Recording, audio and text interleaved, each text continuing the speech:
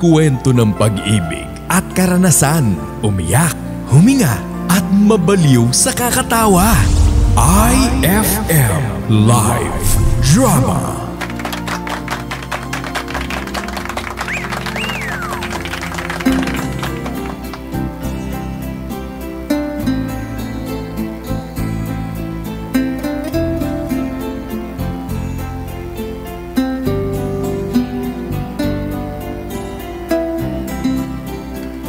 Hello mga idol!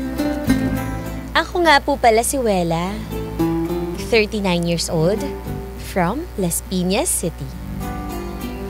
5 taon na akong OFW dito sa Hong Kong. Hindi kasi kinaya ng asawa ko na mag-ibang bansa eh. Mahina kasi yung loob niya mga idol.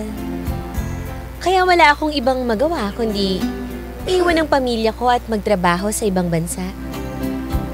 Gustuhin ko man na manatili sa Pilipinas. Kailangan kong kumayod para sa anak kong may kapansanan, mga idol. Hindi madaling maging OFW. Pero para sa pamilya, kahit imposible, magiging posible para sa kanila.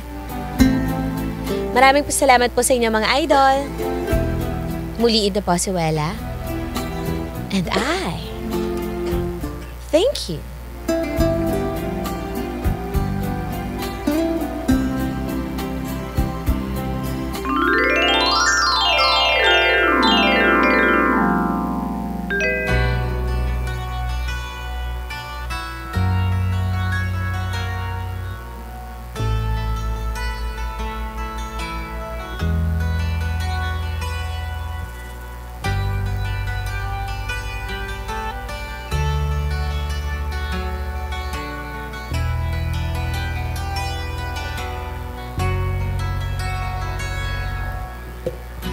Oh, mahal, Wela.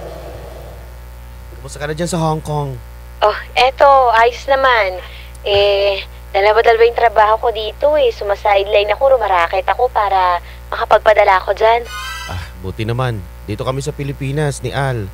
At okay naman siya. Okay naman kami dito kahit papano nakakapag sideline din ako kina Chadeli. Asan na ba yung anak mo? Pwede bang makausap? Teka lang, tawagin ko. Nak! Al!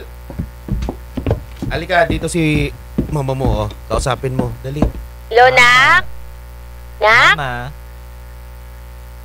Mama? Ay, anak! Kamusta, Nak? Okay lang po, Mama. Okay ka lang ba dyan? Kumakain ka ba? Opo, Mama. Sige, Nak. Ingat ka lagi dyan, ha?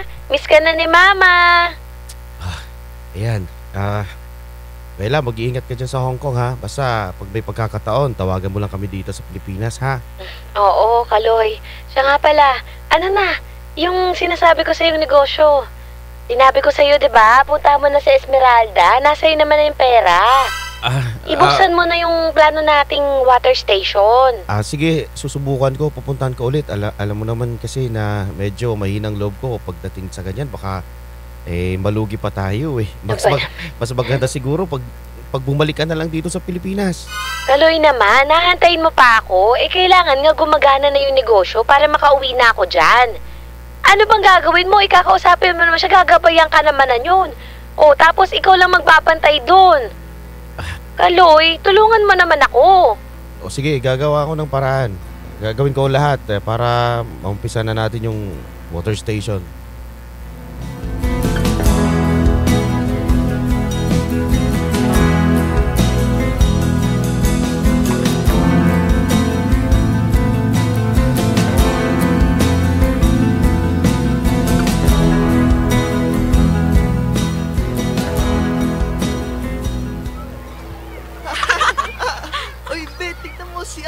Alam pa. Aduwag. Tama na. Alam pa. Alduwag. Alam pa yan. Alam pa. Tigilan niyo ako. Payatot. Payat. Iyak kayo eh. Tuwag. Uy, Al, saan pupunta? Uy, saan pupunta, uy? Al, huwag ka tumawid dyan sa kalsada! Al, may tricycle! Uy! Al, uy! Al! Al! Si Al! Nasagasaan!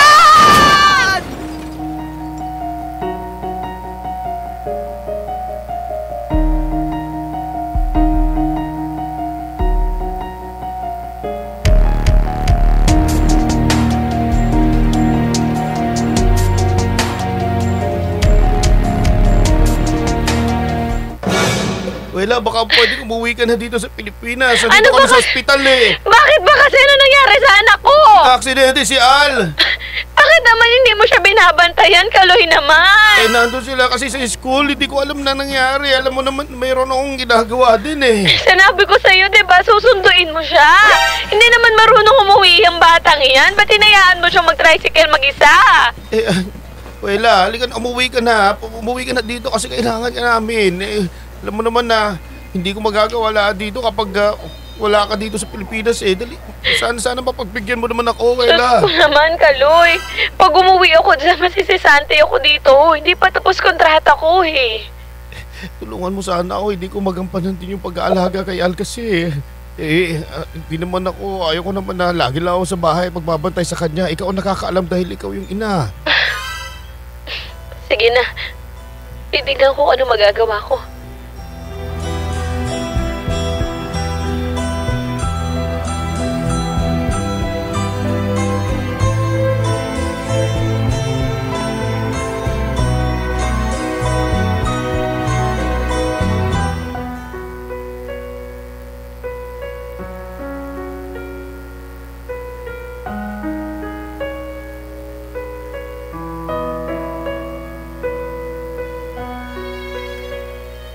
Masakit para sa isang ina ang malaman na nahihirapan yung kanyang anak. Kaya nga kahit matanggal pa ako sa trabaho, agad-agad akong lumipad sa Pilipinas para makasama yung anak ko.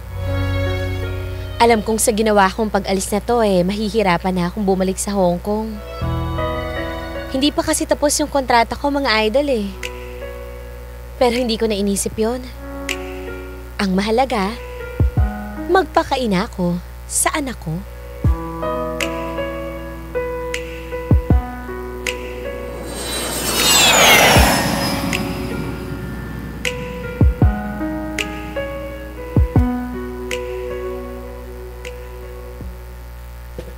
Ano ba to? Ba't ganito tong lababo?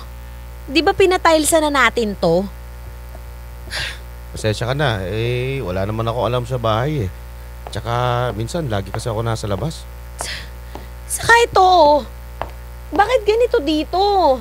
Di ba binigyan na kita ng pera para ayusin tong kwarto? Kaya naman pala tong anak natin hindi matapos-tapos ng hika eh. Pakaalikabok dito. Nagbigay ako ng pera para pa-aircon ng tong kwarto na to ah. Nandito ka man lang, tulungan na lang kita para maayos itong bahay. Kung saan pwedeng ilagay itong mga sofa at mga gamit na binili mo. Kaloy naman. Ano ba talagang ginagawa mo dito? Parang wala kang inaasikaso ah. Ako na nga nagpapakahirap dun sa abroad. Paano man lang tulungan mo ako dito sa bahay? Pati anak mo, hindi mo na nakaasikaso. Ano ba ginagawa mo? Nandito ka lang naman sa bahay. Binibigay ko naman yung pera na pangangailangan nyo. Alam mo naman na busy din ako. Anong pinagkakabisihan mo? Doon nagsasideline ako ng tricycle doon kay Chadeli. Kaya minsan si Al, doon ko na rin pinapabantayan kay Chadeli, iniiwan. Sumasideline ka pero lagi ka nang hihingi sa akin ng padala. Yun na nga nakakaya naman kasi na palagi kong humingi sa iyo eh. Kaya nga sideline ka na sideline. Ano na pupunta sa pinagkatrabahuhan mo? Diyos ko naman, pagod na ako, Kaloy. Ikaw kaya magtrabaho doon. Di ba nga ikaw hindi mo kinaya? Kaya ako pa yung nagsakripisyo sa ibang bansa. Ikaw yung nandito sa bahay. Wala. Huwag na natin pagtalunan yan. Itong bahay parang sira-sira. 5 taon na ako sa abroad, yung itsura ng bahay natin parang gula-gulanit pa rin. Sige na, marami pa akong gagawin. Tsaka mamaya, Hatid ko na lang si Al sa school niya.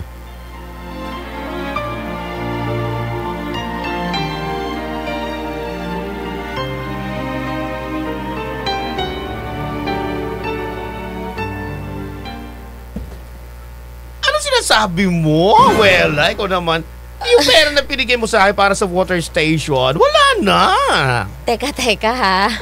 Ano ibig mo sabihin wala na? Mare, hindi ko naman ginagalaw yun. Mare, hindi ko naman kinukuha yun sa'yo, di ba? Ano ka ba? Lagi nga sinasabi sa akin ni Kaloy na kailangan daw niya ng pera at alam mo daw yon. Yun, paunti-unti, naubos. Sabi ko sa kanya, wag mo nang galawin kasi sa water station natin papatayo yung negosyo ito. Teka, si Kaloy yung nagsasabi? Si Kaloy yung kumukuha ng pera para ito sa pang-invest namin? Ay, ganun na nga. Teka, wala naman sinasabi sa akin si Kaloy ah. Eto, tingnan mo. Ayan, ito yung mga resibo. Kasi ako, pag kumukuha si Kaloy ng pera dito sa akin, pinapapirma ko siya. Patingin nga. Ayan ang mga resibo, ayan. I-check mo. Andyan yung date. Andyan. Lahat yung pati amount. Oo nga, no. Wala nang natira. Diyos ko. Nandito lahat ng ipon ko, Mare. Ito na talaga yung pangnenegosyo ko dito sa Pilipinas na wala pa. Ako, kailangan mag-usap kayo mag-asawa. Siya, may alis na ako.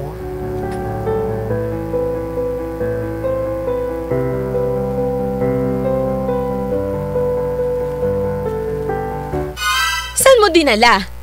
Nasaan yung pera ko? Sumagot ka naman, Kaloy! Kanina pa kita tinatanong! Pumunta ka na pala kina Esmeralda. Binibili ko ng mga gamit dito sa bahay. Binibili ko ng pagkain namin araw-araw. Alam mo naman, matagal ka magpadala galing sa abroad. At saka ako, wala mo ako masyadong sideline. Kaunti lang yung kinikita ko sa pagta-tricycle driver Gamit sa bahay? Tignan mo nga yung gamit dito, Kaloy! Bulok na! Yung rep na to, pinapalitan ko to dati. Ito pa rin simula nung bumalik ako. Yung kwarto! Itong tiles! Anong nagbago? Wala! Nasaan yung gamit na sinasabi mo? Nasaan? May nakikita ka ba na hindi ko nakikita? Kaloy, 5 taong ko inipon yun, Kaloy. Para sa negosyo yun, para sa anak ko yun. Saan mo dinala? Makinig ka. Ano ko sasabihin ko sa'yo? Saan mo dinala?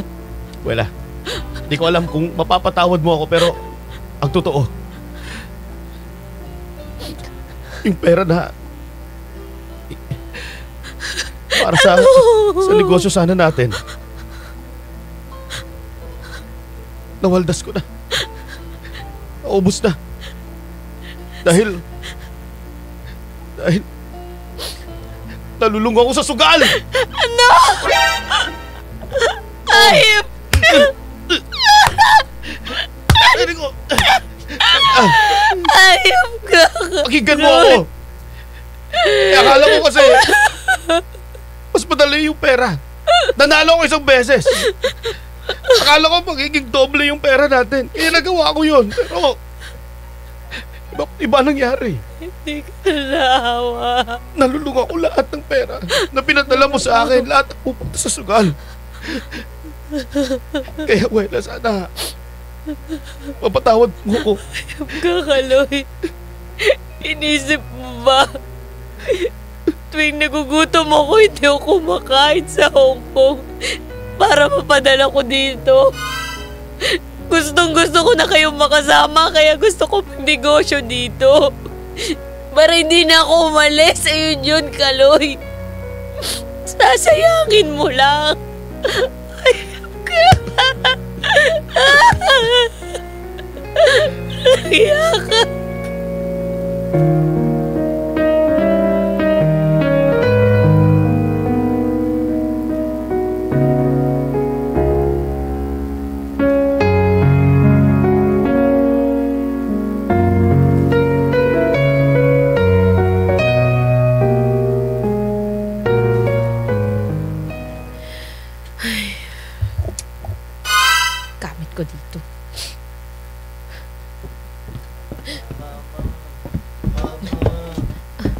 Oh, nak, bakit, nak? Masakit dito po. Ano, nak? Tagiliran ko, mama. Alin? Saan banda? Mama. Saan nga masakit, anak? Turo mo kay mama. Dito po sa tagiliran, mama. Ha? Kaloy! Kaloy! Ano? Yung anak mo! Ha? Anak! Anak, ano nararamdaman mo, anak? Masakit po, papa, yung tagiliran ko. Saan banda? Tagiliran po, papa. Ano nangyari sa'yo? Kaloy? Anak! Kaloy! Mama. Anak! Kaloy! Inihahandog ng IFM Manila ang kapanapanabik na mga istorya sa IFM Live Drama.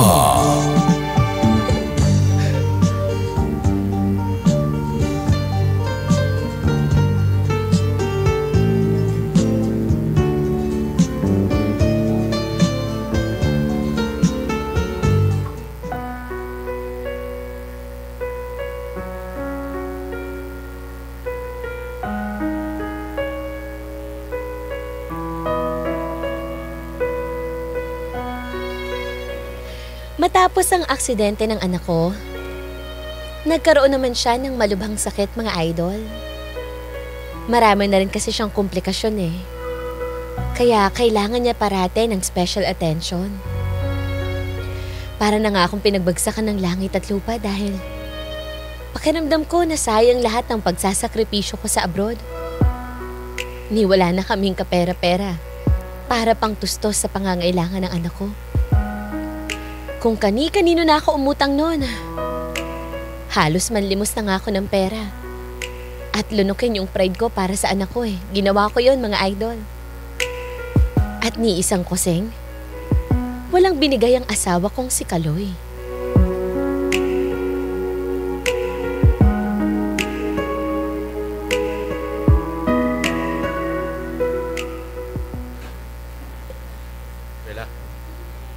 Wala.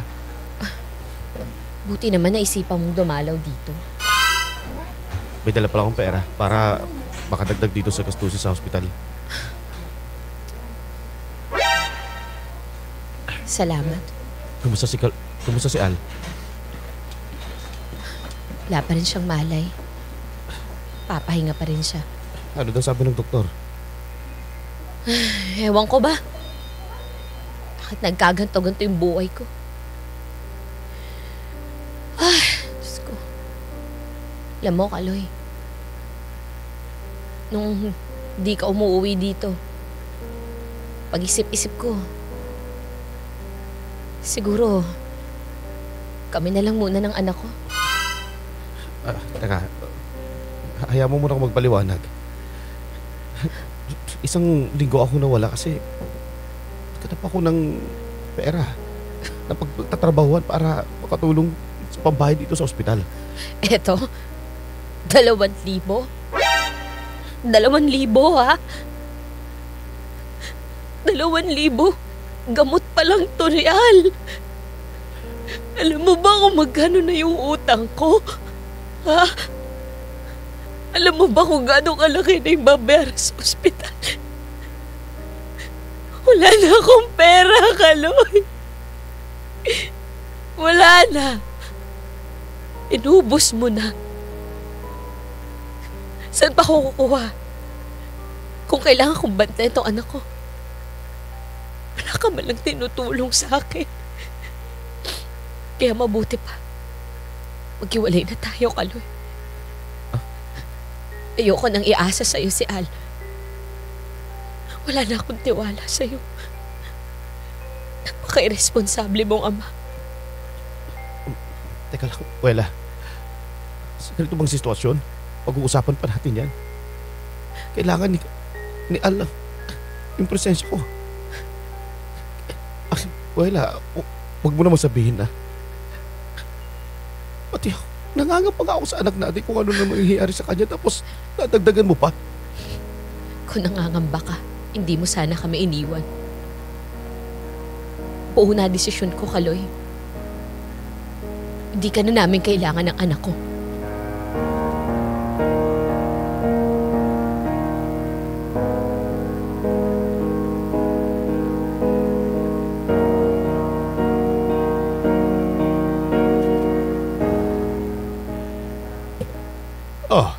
napagdesisyonan nyo na, dito si Alsa, sa bahay mo na, wala namang problema. At dito naman ang kanyang auntie. Salamat pa ha. Pasensya na talaga. Ayoko na siyang iwanan kay Kaloy. Tsaka pa, kailangan ko talagang bumalik sa ibang bansa. Wala na akong pera eh. Naubos na yung ipon ko. Anak, kung ano yung magiging desisyon mo, susuportahan kita. Pansamantala, dito muna yung kapag kung saan. Ako muna ang mag-aalaga sa kanya. Hayaan mo pa. Mag-iipon lang ulit ako ng konti para makapagpatayo ako ng negosyo. Pagka naka-alwal na ako doon, pwede ka naman kumuha ng makakatulong mo kay Al. Para hindi ka na masyadong mahirapan. Pasensya na pa. Wala na talaga akong masandalan eh. Kayo na lang. Anak, para sa inyo, nagapo ko. Bukas ang bahay ko. Para tanggapin kayong dalawa. Salamat. Lately, I've been winning battles left and right. But even winners can get wounded in the fight. People say that I'm amazing, I'm strong beyond my years, but they don't see